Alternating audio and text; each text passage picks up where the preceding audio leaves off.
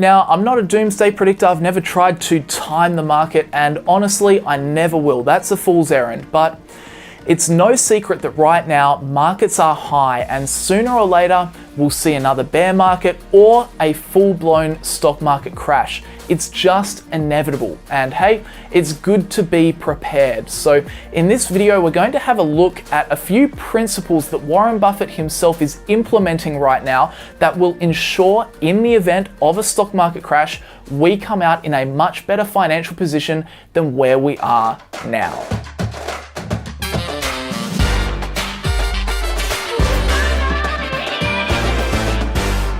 This video is sponsored by Stake.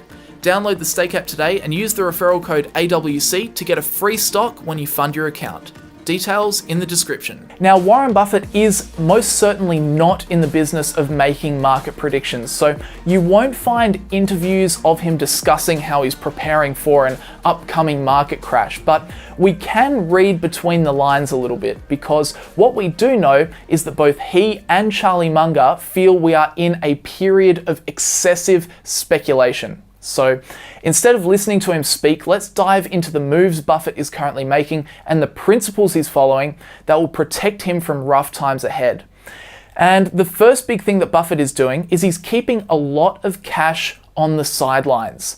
So Berkshire Hathaway currently holds $142 billion in cash or short-term treasuries. For context, they did $6.8 billion in free cash flow for last quarter. So that's about 5 years worth of accumulated free cash flow just sitting there in the war chest. For even more context, Apple, one of the world's largest companies, only has $70 billion in cash and short-term securities. So Buffett really is keeping a fair portion of his cash on the sidelines right now.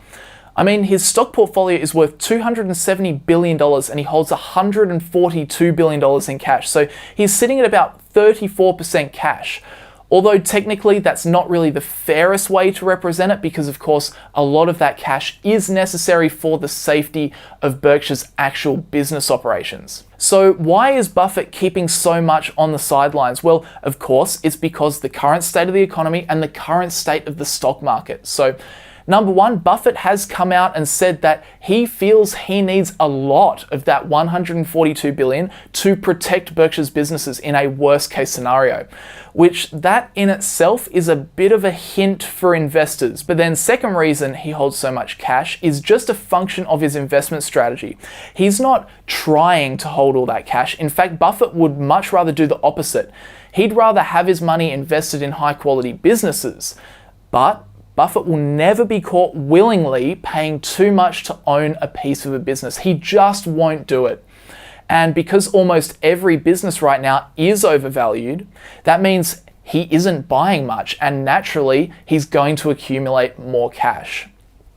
So this is certainly a big point we can take from Buffett to help us prepare for a market downturn. Simply have some cash in the war chest to be able to snap up bargains if they present.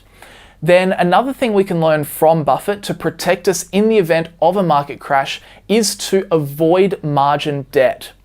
So margin loans are simply when you borrow money to make investments. However, if you have a lot of money invested on margin and your stocks fall, you may be forced to meet a margin call. And if you can't pay up, you'll be forced, yes, forced to sell your investments and take a big L.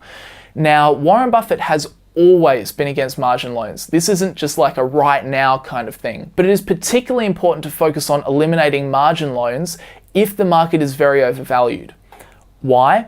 Because really overvalued stocks can fall back down to earth very, very fast, and that can easily trigger a big fat margin call.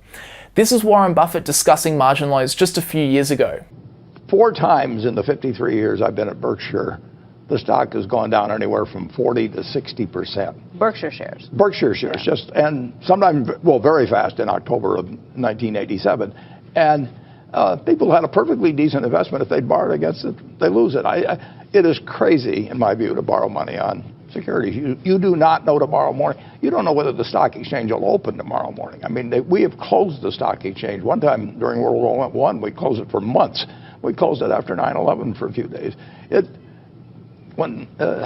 it's I put in the annual report, it's insane to risk what you have and need for something you don't really need. And borrowing money is a way of trying to get rich a little faster, but there are plenty of good ways to get rich slowly, and you can have a lot of fun while you're getting rich as well. There you go, and he's absolutely right. Margin is a way to try and amplify your returns, but it comes with great risk. And guess what? As I said before, if that margin loan is invested in stocks that are currently way overvalued, then that risk is even higher.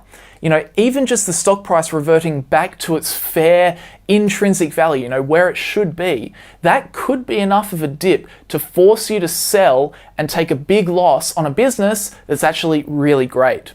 So takeaway, reduce margin debt, kick it, get rid of it, and your wife and kids will thank you if the market plummets anytime soon. All right, next lesson, Mr. Buffett, how can we prepare for a potential upcoming market crash? Well, one thing we can definitely learn from Warren Buffett is to avoid being sucked into speculative investments just to chase decent returns. And this is particularly sound advice right now. So when the market rises as much as it has and money is being, thrown at stocks left, right, and center, it starts becoming very difficult to make good returns by just investing in solid, stable, healthy, cash flow, high quality businesses. They're all just really expensive, so much so the prices just don't make sense. The numbers don't work out. So typically what happens is money starts flooding into riskier and riskier asset classes as investors chase returns elsewhere. This is something that Buffett has never done, and typically the riskier the asset, the more it will get punished in a market crash. Yes, all assets will get crunched if the market just falls off a cliff, but think about it like this. If a company has a great moat, great management, consistent growth in cash flows, over the past decade, well, investors will have much more faith in that company as the market falls than, say, a non-cash producing asset that is simply worth what the next person is willing to pay for it. A good example of an asset like this is cryptocurrency, and this is Warren Buffett discussing why he'd personally never invest in a speculative asset class like this. When you buy a farm, you look at the crop every year and what prices are, and you decide whether it was a satisfactory investment. I mean, you look to the asset itself and what it produces for you. When we buy a business, we look at what the business earns and decide how we feel about it in terms of what we paid. But we are buying something that at the end of the period, we not only have what we bought in the first place, but we have something that the asset produced. And when you buy non-productive assets, all you're counting on is whether the next person is going to pay you more because they're even more excited about another next person coming along. But the asset itself is creating nothing. That makes total sense. And, in a market crunch, the added uncertainty around assets that are non-productive means that very often they get crunched much harder than anything else. And that previous clip is kind of foreshadowing to the last point we can take from Buffett in order to prepare for a market crash. And that is quite simply to ensure your portfolio is comprised only of high quality businesses. This is the single best way to be prepared for a market crash. Make sure that if and when your portfolio drops by 30%, the businesses that sit in that portfolio are just great businesses. And what I mean by high quality is really three main factors. One, they have a competitive advantage. Two, the management team is competent. And three, the business is simple enough that you can understand it well. So why is this the best protection in the case of a market crash? Well, there's a few reasons here. Number one, in tough times, great businesses that are managed well, have low debt and solid cash flows are unlikely to go bankrupt. It's unlikely your investment's going to go to zero. Then secondly, if your portfolio sinks and you just hold high quality businesses, you won't have to freak out and decide whether you need to sell your stocks or not. I mean, you can just hold them. They're great businesses. So, once everybody else is done freaking out about the price to put on the stock in the short term, the price should revert back to something that reflects the underlying business performance. which is fine. And then number 3, if you hold high quality businesses and then your portfolio crashes, well, that presents you with a very handy but infrequent opportunity where you can buy $10 bills for $5.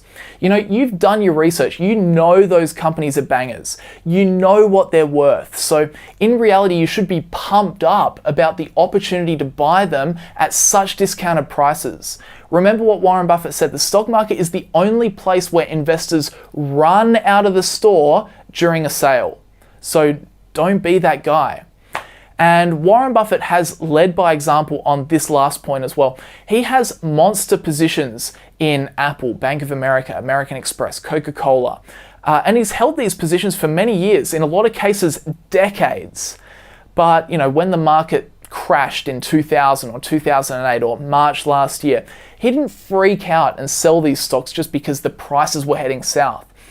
Buffett knows these businesses. He knows they're operating well, so he simply holds them, or, you know, in a lot of cases, he buys more. The best protection for his portfolio is knowing that he holds great businesses that will just do very well in the long run. So anyway, they are the 4 key lessons we can take from Buffett in order to set ourselves up for a potential market crash. Again, it is not smart to try and time the market, but there are definitely a few good principles that we can take away from what Warren Buffett does to make sure that we're set up in case something does happen. But anyway, guys, that will do me for this video. Thank you very much for watching. Leave a like on the video if you did enjoy it or if you found it useful. It really helps the channel. It helps the video in the YouTube algorithm, so I really appreciate it. Subscribe to the channel if you want to see more videos similar to this.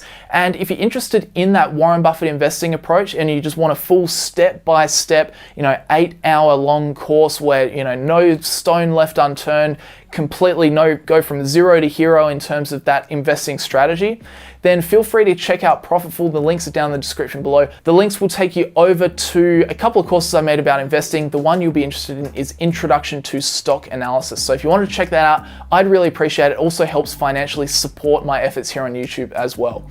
But apart from that, guys, that will do us for today. Thank you very much for watching. At the end of the day, that's what it's all about. That's the most important thing. I appreciate you guys watching. Thank you very much, and I'll see you guys in the next video.